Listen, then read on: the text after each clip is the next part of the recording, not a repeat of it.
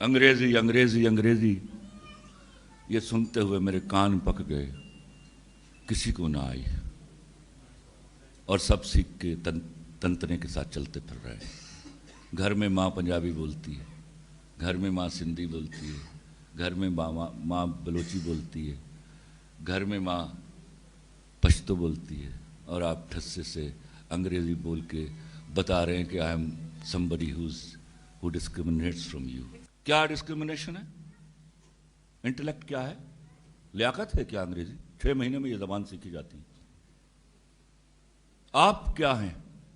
ایک زبان کے بھروسے پر اتنا تنتنا، اتنا غرور۔ آپ نے پورے ملک کا سلیبس اڑا کر رکھ دیا۔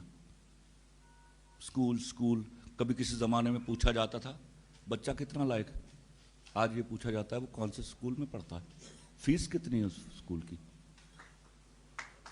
کیا یہ آپ کے انٹلیکٹ کو یہ چیز ڈیفائن کرے گا؟ اتنی فیسیں دینے کے لیے کہاں سے آئیں گے پیسے؟ کیسے وہ بچے پڑھائے گا اتنے ایسے سکولوں میں؟ اور کیسے آپ پڑھائیں گے؟ تو کرپشن کریں گے آپ، بے ایمانی کریں گے آپ اپنے ساتھ، اس ملک کے ساتھ، خدا کے ساتھ۔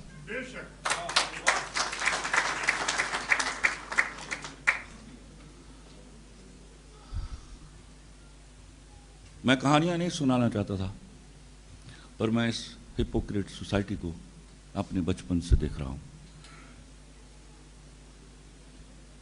میں ایک غریب بچہ تھا جس کے پاس کبھی نیکر ہوتی تھی تو شرٹ نہیں ہوتی تھی، شرٹ ہوتی تھی تو نیکر نہیں ہوتی تھی۔ محلے کی مائیں اپنے بچوں کے ساتھ مجھے بیٹھنے نہیں دیتی تھی۔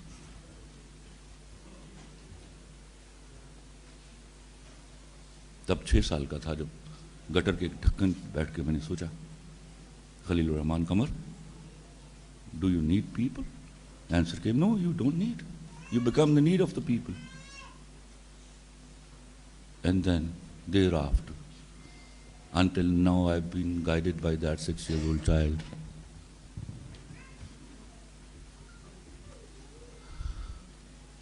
آپ نے ہر چیز کو اپنی ضرورت بنا لیا۔